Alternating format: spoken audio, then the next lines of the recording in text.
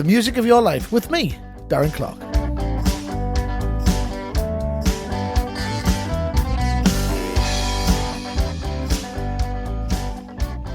So when you come to Tenerife, there's so many singers that you come and you decide that you want to go and sing, and a mainstay of that is my guest for this podcast, The Music of Your Life. Welcomes Michael Leavy Jr. Good afternoon. It's Hello. afternoon now. Good afternoon. How are you doing, mate? You well? Not so bad. Good to see you. Yeah, you too. We'll jump straight in because we've talked quite a bit about what we're going to talk about today. So let's just jump in straight away with beginnings. Where did the whole start of music happen with you? Well, you asked me about my earliest memory, and I have a really vivid memory from maybe 2 or 3 years old. And I know it was that age because when I was looking into this and researching and having a little think about my musical influences, I have a very early memory of an advert. It was actually Heineken beer, which is quite fitting for us, I think, didn't you? Beer advert. It was actually a Heineken beer advert. It was called the Snow Globe advert. 1983, because I looked on YouTube recently and I watched it, and it was a snowman in a little snow globe. I guess it was a Christmas advert, and he was sad, and then they give him the beer and he drinks the Heineken and he cheers up. But it was actually Raining in My Heart, which I think was a Buddy Holly song originally. It was, yeah. And I just remember feeling so overcome with emotion. And I was born in 80, so in 83 I could only have been like 3 years old or something, and I have this vivid memory of just feeling so sad. And I don't know if it was the combination of the snowman or that I didn't have a beer. But the music just had such an emotive influence on me, and I used to cry as a baby to that song. But I always remember that song; it just sticks with me. And there was another memory that you told about that your mum told you. Yeah. About the what was it? You were playing a record. Well, I wouldn't go to sleep. Yeah, that's right. And I wouldn't when my mum and dad used to try and put me to sleep as a baby. I mean, she's talking like a newborn or up to about 15 months. That's yeah, is that what she said? 15 months. Yeah, I thought it was about 18 months, but yeah, 15 months.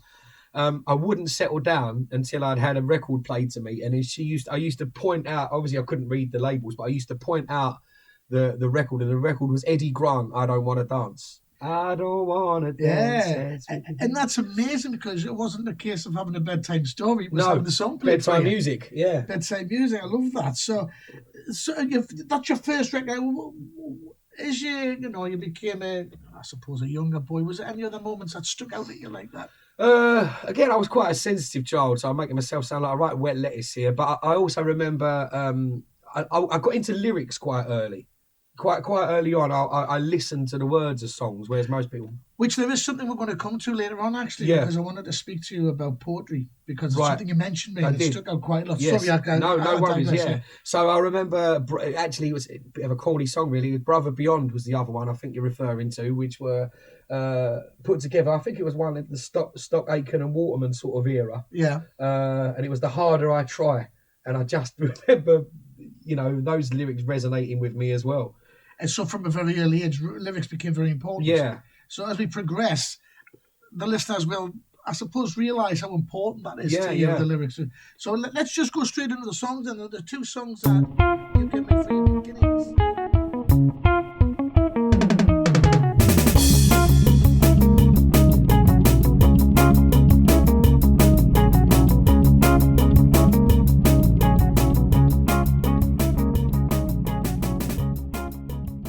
We go to part two, teenage years, I suppose, teens to adulthood. What was the first record that you bought? Well, I think that was a little bit before the teen years, but it was actually Eye of the Tiger. Oh, right, Survivor. Survivor, Eye of the Tiger, which... Why? Well, that would have been the Rocky films. It was the soundtrack for the Rocky films. And I was boxing mad. I got into boxing when I was about 5 or 6. And boxed right through until the teen years, and just again, there's a bit of a theme here that I hadn't noticed, but again, it was just emotional reaction with the Rocky films, and they inspire something inside you, don't they? Those sort of films, and that I remember again. It's embarrassing, really, looking back, but I suppose we all have our stories. Hearing that music fired you up like you were ready to walk to the ring. I would be up shadow boxing and whatever. Hearing Eye of the Tiger, just because it sort of marries up with the film. Absolutely. It's great that music, and I always come back to this, music, for musicians, music creates an emotional reaction. I think it's important in anything you do. If you write, whether it's music or you write poetry, which is again something we'll come on to later, Yeah. or I used to be a screenwriter. I write film script. Any piece of art, be it music or written word, should invoke something in you. Should make you feel either moved, elated, sad. It should leave you, turn to the person next to you, being like, wow. And again, we'll come on to it later. I went into musical theatre as well. I was in Blood Brothers for a while in the West End, so that was another thing. That's one of those particular shows, if you've ever seen it. Looking back, when people will come to this on the career section, but I just want to say, when people think of Michael Leavy Jr., all they know is the Tenerife. Yeah. Michael Leavy Jr., but they don't realise that you've done an awful lot previously. A very small part of it is and a wonderful part, but a very small part is the singing soul and Motown, as we spoke about, and again we'll come to it later. It's not really something I listen to. Yeah, exactly. Yeah. That, When you were 13-year-old, you told me that a friend bought you a Dr. Dre album. Yeah, well, it's a bit controversial, this one. It was my best friend's girlfriend. Oh, right. And my best friend Paul's girlfriend, her name was Alice. She was very nice, and she bought me a gift, and she bought me Dr. Dre's The Chronic album. So that would have been 92, 93 maybe. I think it was 93. And again, it was just the wordplay, the poetry, the sort of lyrical dexterity and the way the words were put together and syllables, and that really got me into poetry. And that was the first rap album, really. And rap's not really for everybody, but again, having the appreciation for sort of lyricism and stuff, The Chronic was the first rap album that I ever really listened to. And I think the tune I mentioned over there was Nothing But a G Thing, Dr. Dre, and a very young Snoop Doggy Dogg, 16 years old. So when you were younger and you were growing up and you were coming to your teens years towards adulthood, poetry was always very early on, wasn't it? Because when we were talking about before that, you wanted to play a song rather than have a story read to you, and stuff like that. You were listening from very early on. Has that stayed during your life? The poetry thing, because you said you were a screenwriter as well, so some of that must have been used as you were doing that as well. I've always written. It was always, actually, it's a funny thing. I always used writing as a release, and as a child, an only child, I would spend a lot of time either in adult company or on my own. So I would write a lot to sort of get thoughts and feelings out, and as a way to express myself. And actually, up until I did it as a job, writing in particular, but writing poetry was a release for me. And then when I worked in the film industry and you had deadlines to meet and targets to meet, it sort of takes the fun out of your relaxation. I guess if you're a snooker player or a golfer, you do that as a pastime. And then when you have the pressure of doing it as a job, it maybe takes away a little bit of the therapeutic side. Yeah. But certainly. And then we'll go to your second choice, Blackstreet. I was very surprised. Like I say, you're not just a solo Motown singer. Your repertoire is massive. And listening to Blackstreet, we had a conversation about As Yet and those kind of bands, the Boys to Men section, I call it. What pushed you on? Was it because you were talking about the harmonies? Yeah, well, again, you sit and listen to lyrics and appreciate that, and then you sit and listen to the arrangements as you get a little bit more understanding. And vocal harmony groups were a big thing for me. Like you say, Boys to Men, Blackstreet, which I think we're going to feature, Drew Hill, another group called 112. Harmonies, the two or more voices in perfect harmony. I don't think there's anything more pleasing to the ear. Very true. I completely agree. So with that, we'll go with your choices for your teenage years.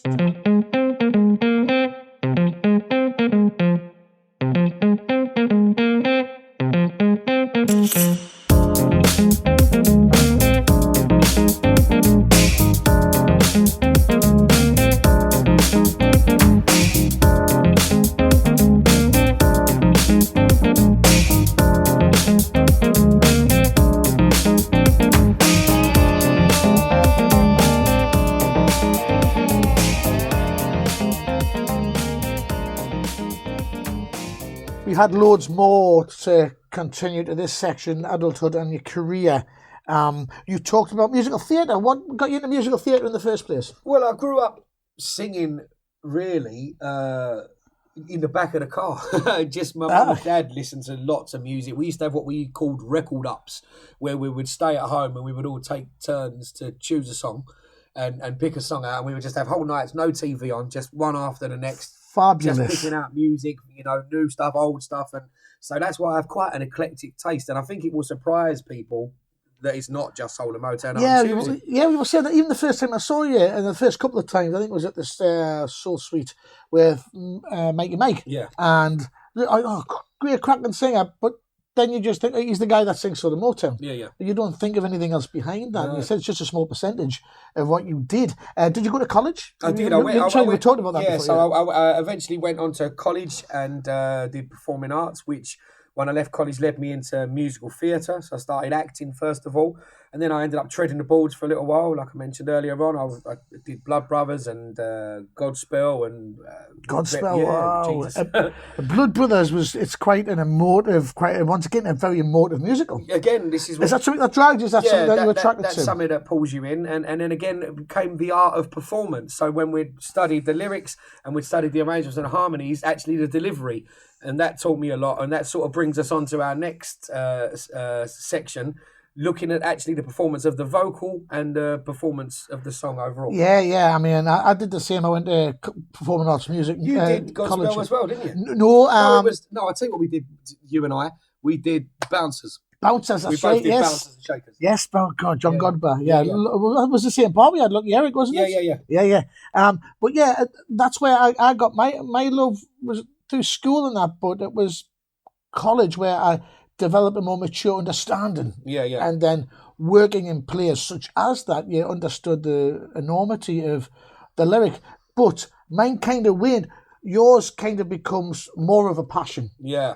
And that's where we were looking at the Dr. Dre and stuff like that, because rap was never really my thing until very recently. Right. Do you think that's helped for you being so young to start to develop a passion for the rap and when you were listening and for the, I suppose, the poeticness of it all? I think the poetry was an influence with the rap, but I think, like I said, the record ups and listening to all sorts of genres of music beyond my years. I mean, as you said, the people would know me for the soul and Motown. Most, if not all of those songs are well before my time.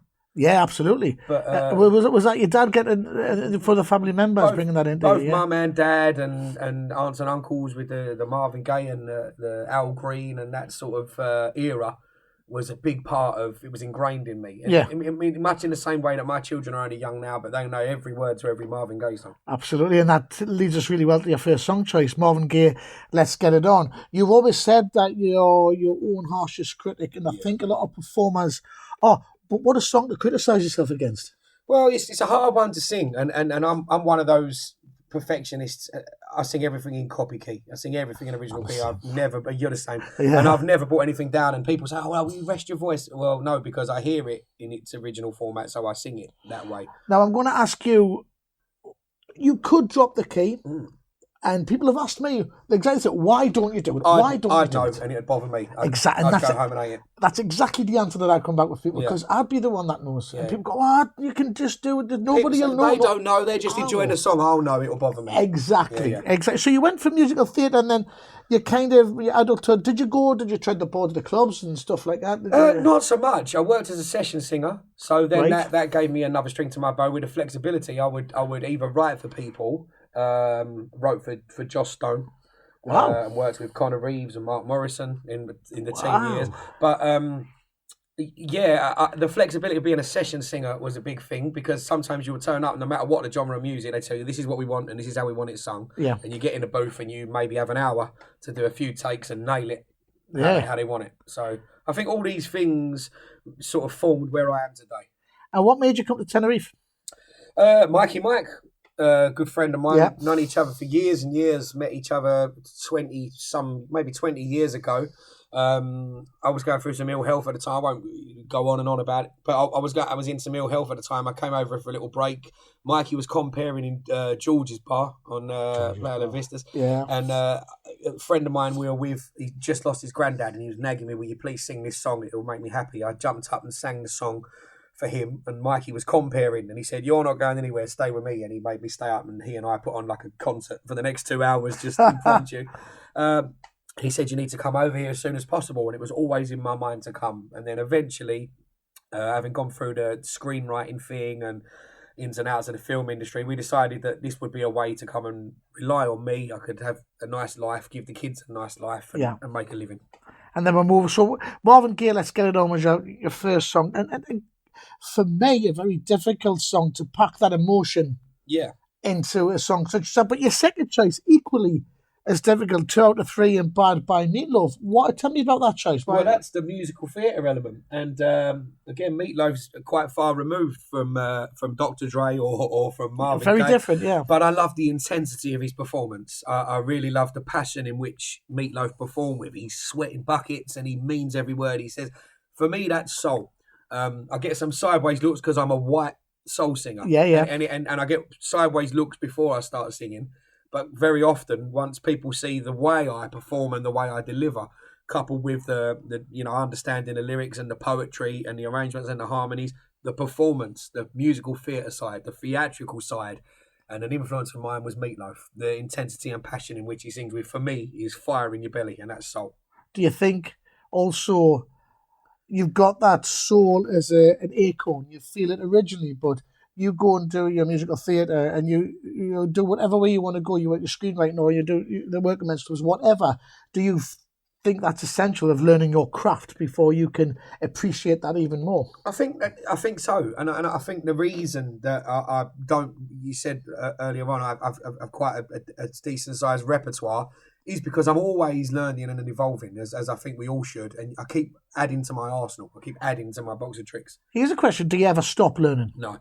Excellent, because that's the question. Yeah, for me, every singer, musician should turn around and say, never. There's always music being evolved. There's always music coming out that I always want to listen to. Yeah. Do you still continue to do that? Do you still follow the charts, or do you still look for new releases by underground kind of people and stuff like that? Both. So music was my first love. So I still listen to all different types of music. I'll learn a couple of songs a week.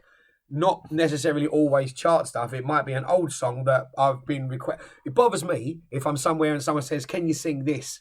and I've not got it. Yeah. It rarely happens. It's happened a couple of times in the last couple of years. But I'll make a point of going, it might be some obscure Northern soul song, and then I'll go and I'll say, I promise you the next time I see you, I'll do it for you. Then I will follow that up. I'll do that. I'll go away, come back, and I would have learned it. So I'm always adding, not necessarily, sometimes new stuff, all different genres, but I will always keep evolving, especially while we have this downtime. Absolutely, which is great for, I suppose you've got to take a positive from it, and that's one of the positives we can take from it. Going to move on to favourites in a moment and guilty pleasure, but it leads us well because the two songs, as we said, you've chosen song number 3.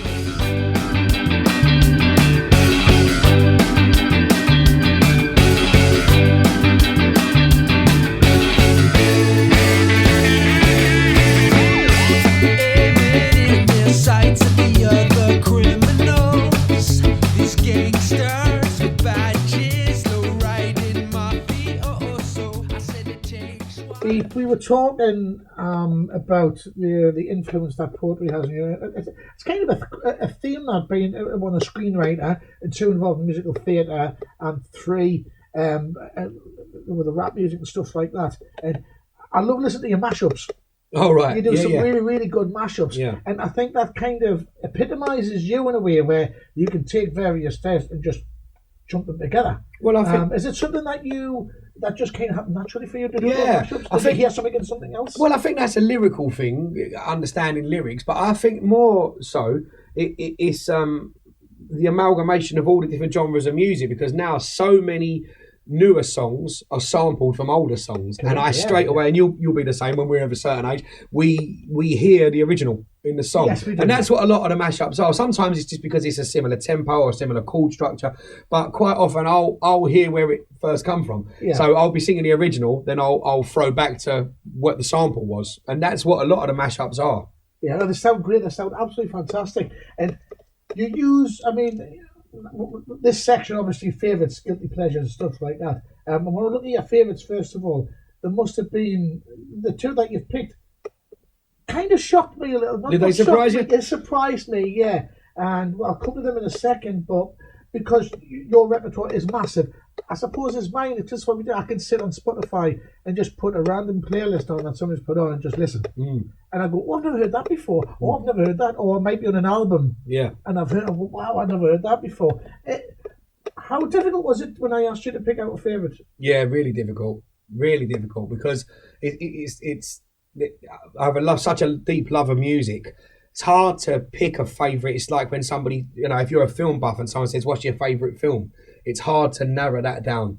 I found that hard to do, yeah. And I even found it hard to actually pin it down to a genre. I sent you back. You had asked me to have a little think about some favourites in different sections. Then about 10 minutes later, I sent you. But I also have a big reggae, and I kept adding to you. Other little notes on the end where I kept thinking, and it was very hard. I think you can tell. I mean, everybody that obviously all of my guests, I've sent them the sections and told them I want these songs from them, and it's killing a lot of them. Yeah, it's tough. And it really is tough to pick out these favorites. However, you have done, and we'll talk about them. First of all, Desperado by the Eagles. Yeah. I love Eagles is one of my favourites. But one the main reason is the harmonies. Yes, same. And exactly we've the same. talked about harmonies. We've talked before about how harmonies are. That you said there's nothing more sweet to the ear than having two voices in perfect harmony. Yeah. And you said that you saw the duo. I was in uproar, and that's what you you liked about it. Do you think that comes from the musical theatre background, or is it earlier? Do you think that this is all that's what you're looking for? I think earlier. Yeah, I think earlier because I definitely think that the Eagles would have been an early one of those sitting back in a car, listening to mum and dad play it on the cassette tape. Influence Eagles and that sort of thing definitely would have been something very early. We tick a couple of boxes with the Eagles here, don't we? Oh, amazing lyrics. Yes. And storytelling, the likes of Hotel California and Lion Eyes and things like that. Yeah. But yeah, the harmonies there are spectacular. And the second one, which when I saw it, I was like, yes, because I only really heard a couple of songs by Hall & Oates, Kiss on My List, and You'll know more than you think. Yeah. Yeah. And then when you hear it, you go, oh, that's all. And then what I did, it was a live album I listened to. And it was just fantastic. Yeah. And then I realised how many songs. And the song you picked, a cracking song, Sara Smile. Why that one? Well, there's a couple of reasons. Beautiful song again, beautiful lyrics. It's a message to his wife. It's Sarah's his wife, and it's a message to his wife. And it's if you feel like sort of after an argument, you're mad at me, and if you feel like leaving, you can go. But why don't you stay until tomorrow? Because when you feel cold, I warm you. When you're down, I pick you up. And the second verse is the same. When I'm down, when I'm cold, you warm me, and we do this for each other. So just smile because we've had our row, and we're but we're good together. And I love the lyricism of that. But the way these things, and I didn't realise this wasn't on purpose. I don't think I'm some sort of genius. The way these things tie in are beautiful because Boys to Men covered it as well. So it comes back to the previous section when we talked about Boys to Men and Blackstreet. Boys to Men do a fantastic version of Sara Smile as well, which is I sort of prefer the Hall & Oates version because it's the original and it's hard to beat. But please go and check out the harmonies in the Boys to Men version. Oh, I certainly will. I want to keep your guilty pleasure for the last section. We don't have to do that one, do we? No, I would like to. I bet you would.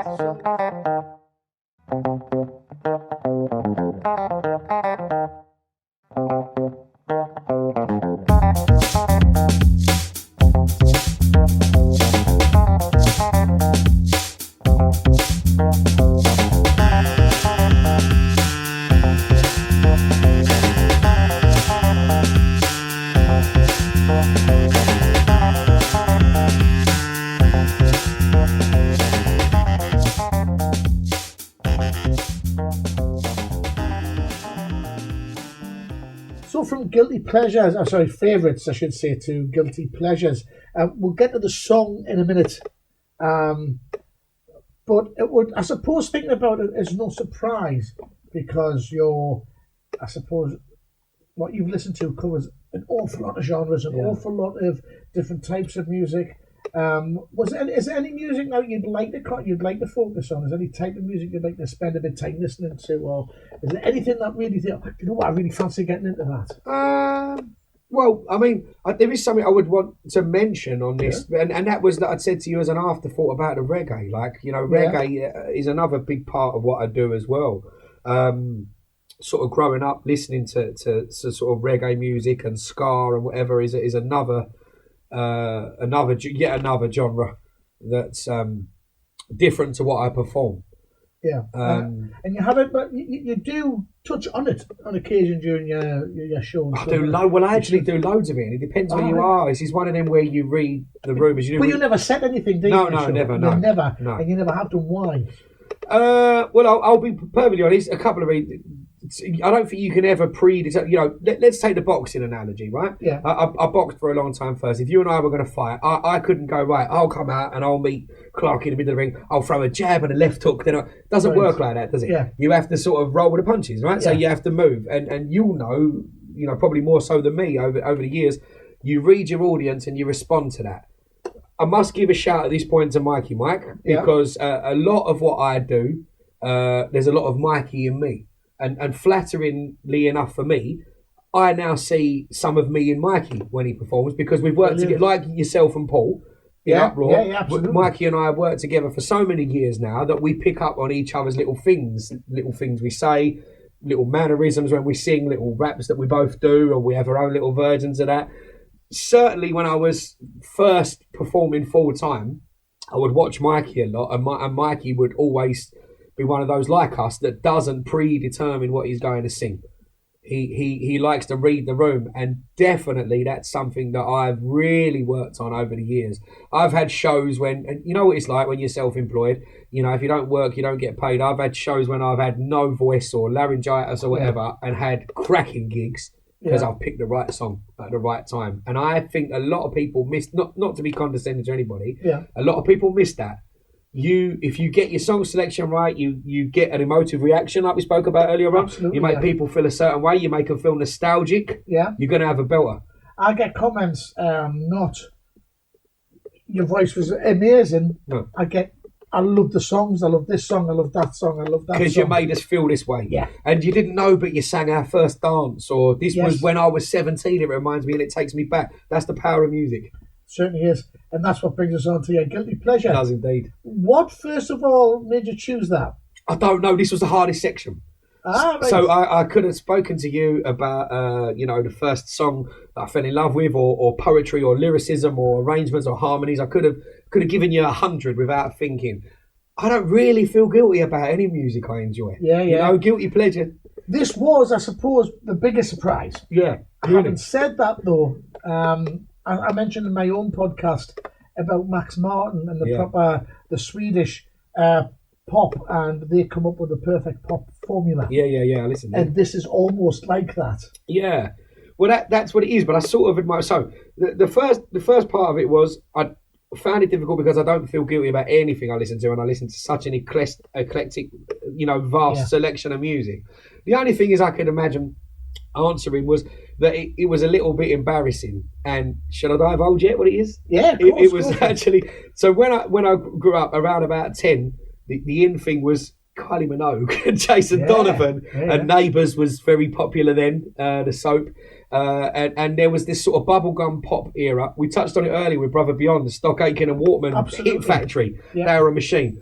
They got, like you're saying there about the Swedish hits, they had a formula for making hit records. It was bubblegum pop. They had their writers, they wrote it, they had their production, they had them dressed a certain way, and they knew straight away it was going to go to number one, whether it was Sonia or Kylie or Jason. I actually, as a kid, bought Kylie Minogue's album. I bought Jason Donovan's album. And then I think this song that I've chosen is especially for you. And I think it was a combination of what we're saying, the hit factory sort of production and the cleverness of Stock Aitken and Waterman, but it was the duet. That was my first proper memory of a duet. Right. Excellent. No, I get that now. I get that now. So then that takes us to talking about harmonies, even though there wasn't that much harmony now. But yes, two people together and then singing the song, that turns. It just gives it another dimension. Yeah. So then we come back to present date, where I've spent 20 years singing with Mikey in harmony, and we've sung backwards and forwards. I'm fortunate enough to sing with Hayley Butler. I've been fortunate enough to learn my craft from Elaine Alexander, and we've sing many infinite amount of duets together. But I think my love of male and female, quite often duets together, and that was the first one. And it's a bit corny, and it's the guilty pleasure because it's a little bit cheesy, Kylie and Jason, especially for you. But that led me on to looking into Marvin Gaye and Tammy Terrell and Diana Ross and Lionel Richie, and that was where I think that's where the duet and singing in harmony influence came from. And I think as a guilty pleasure, it's probably the perfect guilty pleasure to end with. Mike Leavy Jr., it's been an absolute pleasure. Thank you very much for being on the show. Thank you for having me.